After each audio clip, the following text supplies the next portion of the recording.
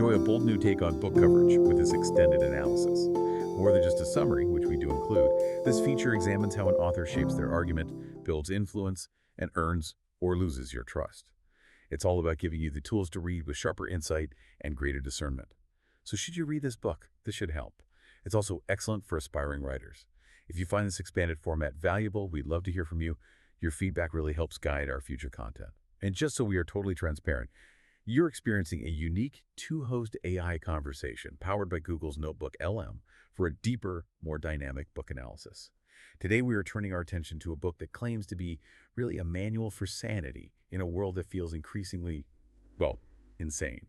We are looking at Being Logical, A Guide to Good Thinking by D.Q. McInerny. This is such a heavy hitter, but it's disguised as a light read. And we're not just summarizing the chapters today. We're going to take the chassis off this thing to see how the engine actually works. We're looking at the rhetoric, the why, and the how. The source material we have describes this book as a direct response to a cultural emergency, the absolute cratering of critical thinking skills. And the rise of misleading rhetoric. I see that everywhere. It's funny because when I first looked into this, I saw a lot of people comparing it to The Elements of Style by Strunk and White, that little book everyone has that tells you how to write clearly. This is supposed to be that, but for thinking. And honestly, I need that. I think we all do. But before we get into it, who is this guy? Who is D.Q. McInerny? He is he's a fascinating figure to be writing a mass market book like this. McInerny is a professor at the University of Notre Dame, and his background is deeply, deeply rooted in what's called scholastic philosophy. Okay, scholastic philosophy. I'm going to stop you right there because that sounds like guys in robes arguing about how many angels can dance on the head of a pin. It does sound a little dusty, doesn't it? But that's actually his superpower here.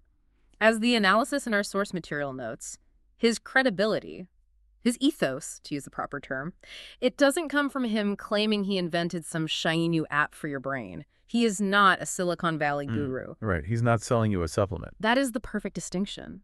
He's positioning himself as a guide to a very, very old territory. He is taking these massive, complex ideas from Aristotle and Thomas Aquinas systems that have held up for 2,000 years, and he's distilling them. He's stripping away all the academic bloat to make them usable. So he's a translator. He's taking high academic and turning it into street smart. That is a great way to put it. He's translating the architecture of logic into something that fits in your back pocket. Now, context is everything here. This book was published in 2004. Looking back, that feels like a simpler time. No iPhones, social media was barely a baby. So why did he feel the need to write this then? It feels incredibly prescient now, doesn't it? If you look at the occasion section of our source analysis, it points out that Being Logical emerged during a time of increasing media fragmentation. 2004 was right on the cusp of the information explosion. McInerny was seeing a rise in partisan polarization and just a sharp decline in the ability of people to talk to each other using facts. The sources mentioned he was addressing an exigence. That's a term I have not heard since college English class. It's just a fancy word for the problem that started the fire, the itch that needs scratching. His exigence was that illogical thinking was threatening not just personal choices, but our whole civic discourse. So he saw the train wreck coming? He really did. The analysis suggests McInerny was anticipating the post-truth era before we even had a name for it. He saw that people were starting to confuse subjective opinion, what I feel is true, with objective reasoning, what is actually true. This book was meant to stop the bleeding. Okay, so that's the why. Let's get into the how. Who is he actually writing for? Because when I hear logic textbook, I vividly remember falling asleep in a college philosophy hall. It's usually so dry. And McInerny knows that. He explicitly sidesteps the academic crowd.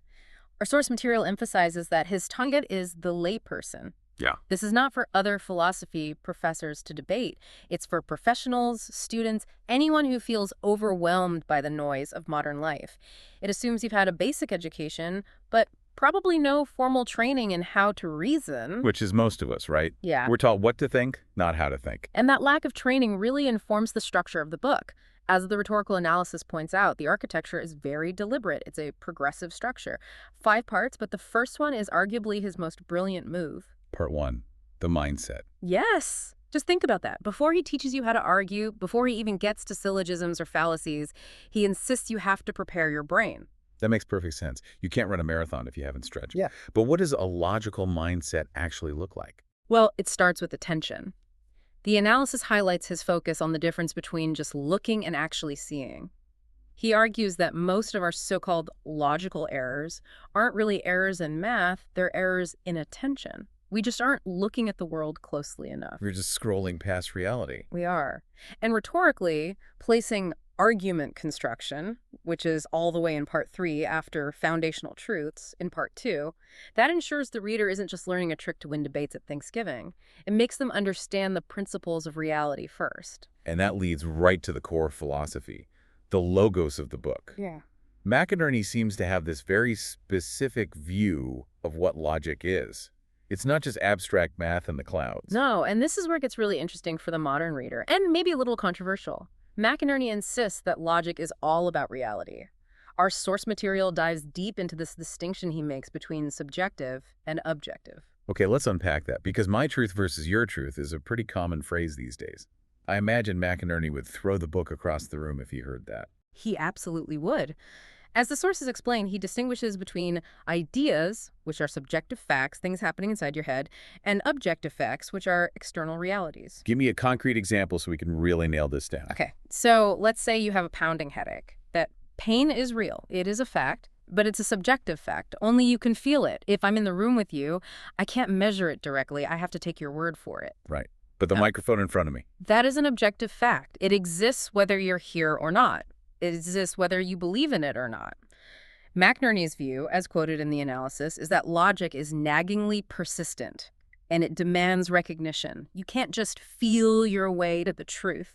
Logic is the tool we use to make sure our internal ideas actually match those external objective facts. If your map doesn't match the territory, you are going to get lost. That is the perfect analogy, and that's why he spends so much time on the mindset first. You have to be willing to look at the territory, the actual hard ground, not just the map you wish you had. The way he writes about this, the sources describe his style as elegant, pithy, and precise. But there's something else going on with the language, too.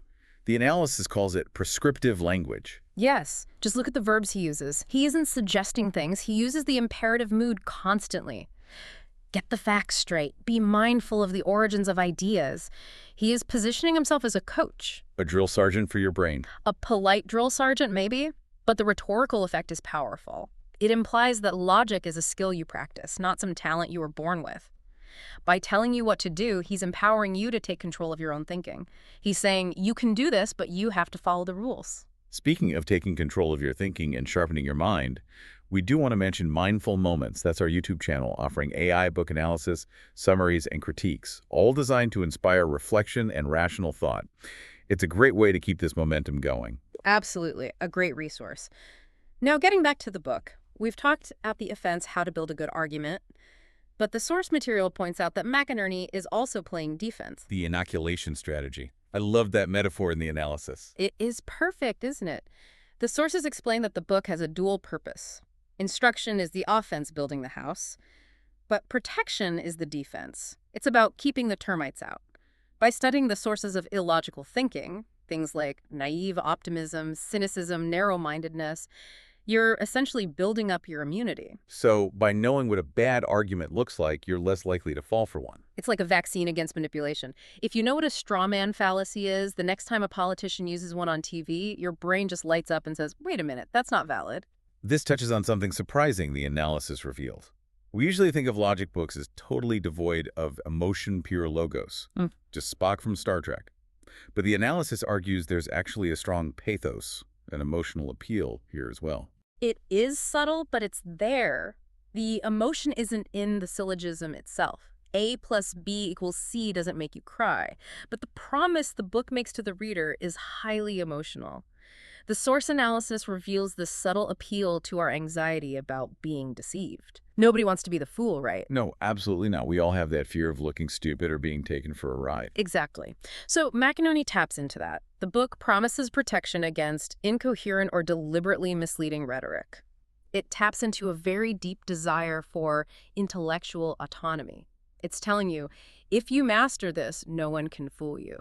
That is a powerful emotional hook. It empowers you. It makes you feel safe in a chaotic world. This is where we have to be critical. Our analysis points out some real gaps in McInerny's approach. We can't just give him a free pass. I was waiting for this. It can't all be perfect. What's the catch? The expert analysis in our sources points out that McInerny operates on what they call a realist assumption. He assumes objective truth exists and that it's accessible to us. Which, depending on who you ask in a university philosophy department, might be a fighting word. It might be. A postmodernist thinker would reject that premise entirely. They'd argue that our access to reality is always filtered through language, culture, power, that there's no objective view from nowhere. McInerny doesn't really engage with that. He just says, look, the desk is there.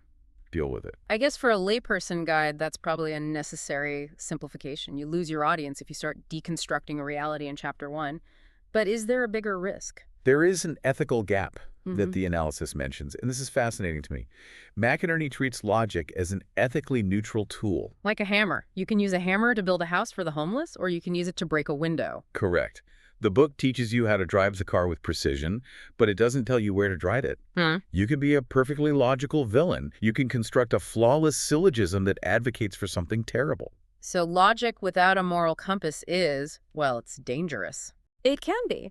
The analysis notes that while McInerny talks about sanity and wisdom, the book itself leaves the reader needing a separate moral framework to determine what's good, not just what's logical. That's a crucial distinction. Just because an argument works doesn't mean the conclusion is righteous. Logic checks the plumbing, but it doesn't check the water quality. Okay, we've analyzed the rhetoric, the structure, the gaps. Let's bring it back down to earth for a minute. For the listener who just wants the key takeaways, the summary elements, what are the tools we can use from this book today? If you boil it all down, as our summary sources do, McInerny insists on the big three connections: logic, language, and reality. They are inseparable. Meaning you can't have one without the others. You cannot have clear logic with messy language. And you cannot have clear language if you aren't looking at reality. One specific detail the sources highlight is his stance on articulation. If you cannot express an idea clearly in words, you don't actually know it. Ouch. I feel called out. I definitely have those moments where I say, I know what I mean, I just can't explain it. And McInerny would say, then you don't know it yet. You have a fuzzy subjective impression, not a clear objective idea. What about the common traps? The summary mentions he catalogs all the errors. This is the elements of style part. He lists specific fallacies, for example, the straw man, where you distort an opponent's argument to make it easier to attack, or the ad hominem attacking the person instead of the argument itself. Which is basically 90% of Twitter. It is. And he also talks about negative attitudes. Things like cynicism. He argues a cynic can't be logical because a cynic has already decided the answer is no before even looking at the evidence. Naive optimism is just as bad, deciding the answer is yes, regardless of the facts. Logic requires a neutral starting point. So let's land this plane. Is this book essential reading? For our learner profile, absolutely. The source uses the phrase taxonomic clarity. Taxonomic clarity. Break that down for me. Taxonomy is just naming and sorting things. This book helps you sort out your mental messy drawer. It helps you label things. This is a fact, this is an opinion, this is a word, this is a logical fallacy. Once you can name the error, you can stop making it. But with a caveat. The caveat is that this is the starter kit. As the analysis notes, if you are looking for advanced formal logic or deep ethical philosophy, this is going to feel too basic. But if you just want to stop feeling overwhelmed by bad arguments, start here. I like that. It's the starter kit for sanity. And here's a thought I want to leave everyone with, something that comes out of this analysis. The book argues that logic is about sanity and wisdom, but we live in a world of alternative facts. So is the refusal to be logical actually a moral failure? When we choose to ignore the nagging persistence of reality because it feels better to believe something else, are we actually doing something wrong? That is a heavy question. Is willful, illogical thinking a sin? Something to think about. If you want to dig deeper, click the link on screen for the in-depth book summary. Subscribe, share, purchase via the link, and think rationally. See the many genre-based book podcasts at Mindful Moments. Subscribe and nourish your mind on the go.